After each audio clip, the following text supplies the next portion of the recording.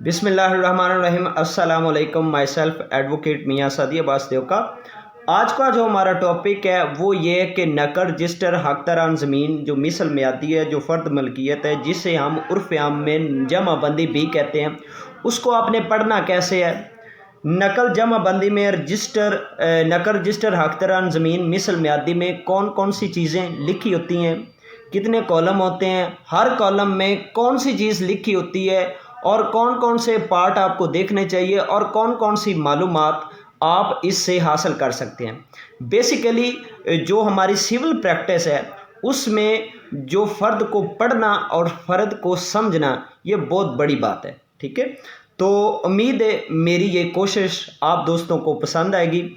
ये आपके सामने जो स्केच है ये नकल रजिस्टर हक दरान ज़मीन मिसल मियादी का है। ठीक है, यानी कि जिसे उर्फ़ आम में जमा बंदी भी कहते हैं। इसके जो टोटल कॉलम होते हैं, मेन कॉलम, वो 10 कॉलम होते हैं। ठीक है, आए अब हम जाते हैं इसके पार्ट नंबर 1 पर।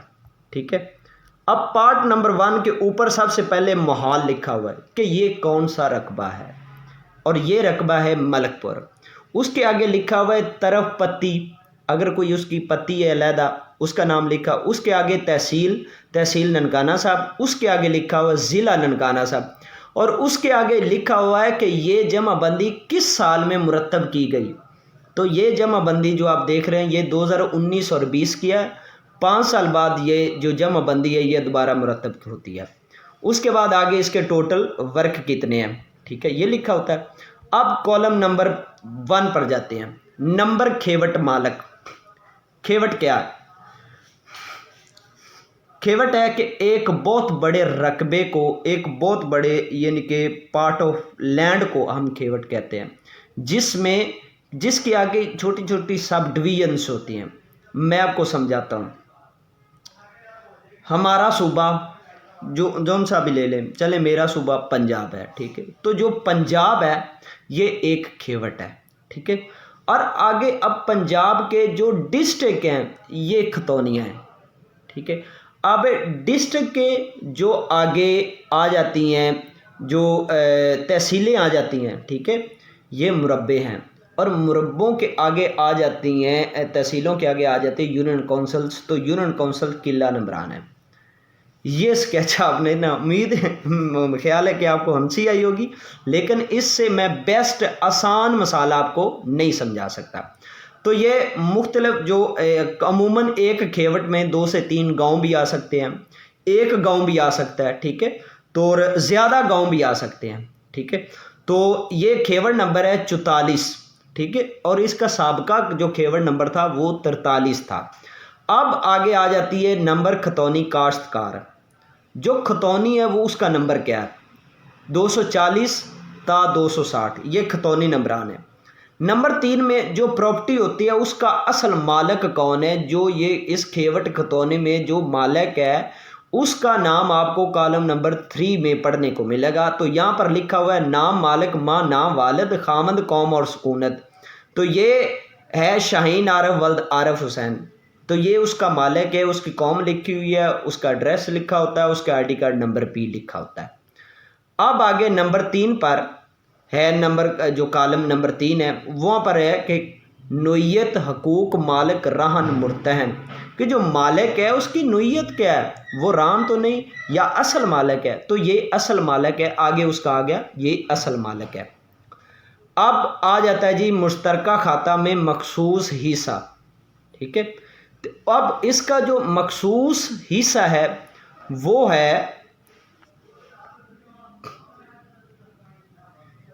अब इसका जो टोटल मखसूस हिस्सा है वो है 160/8103।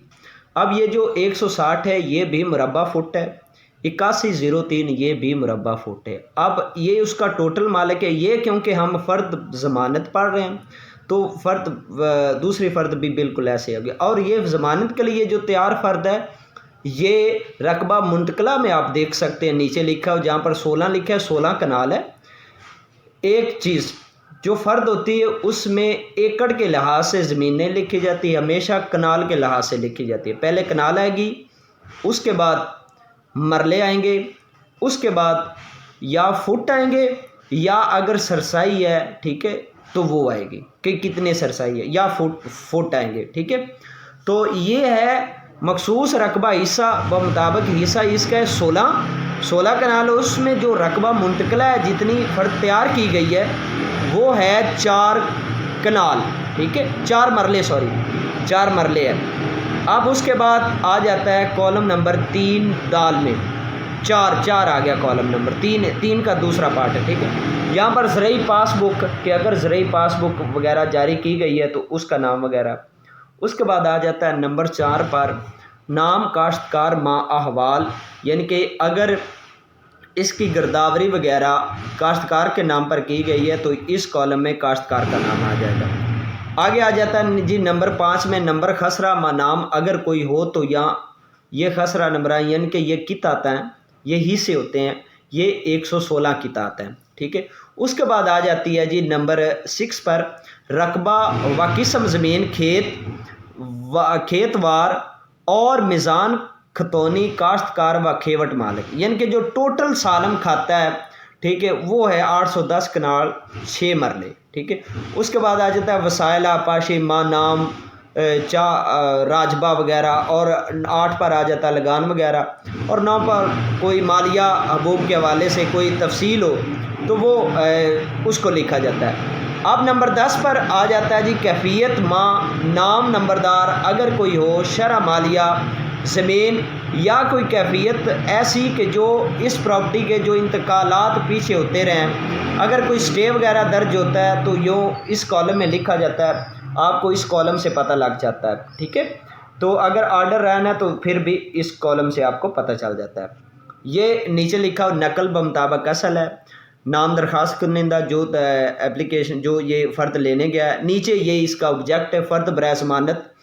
تو یہاں پر اگر فرد برائے کس کو سیل کرنی ہے تو فرد برائے بے آئے گا، اگر جو اپنی اولاد کو دینی ہے ٹھیک ہے تو بغیر کسی انٹرسٹ کے کنسیڈریشن کے تو وہاں پر آ گیا فرد برائے ہبہ، اور اگر آپ نے ضمانت وغیرہ تو یہ آپ چیک کر سکتے ہیں فرد برائے ضمانت، اور اگر بطور ریکارڈ لینی ہے فرد ملکیت تو یہاں پر آئے گا فرد برائے ریکارڈ ٹھیک ہے. تو اس کے بعد یہ اس کی تصویر ہے اور اس کے اجراء وغیرہ ٹھیک ہے، اور یہ اب کمپیوٹر آئی ڈی اس کو لگ جاتا ہے. تو یہ تھی نقر رجسٹر حق تران زمین مثل میادی. اس سے ریلیٹڈ آپ کو کوئی آپ کا کویشچن ہو تو میں حاضر ہوں، کمنٹس باکس میں اپنی قیمتی تجاویز سے مجھے آگاہ کریں ٹھیک ہے، تاکہ میں آپ کو بہتر سے بہتر اپنی حیثیت کے مطابق نالج پرووائڈ کر سکوں. اللہ حافظ.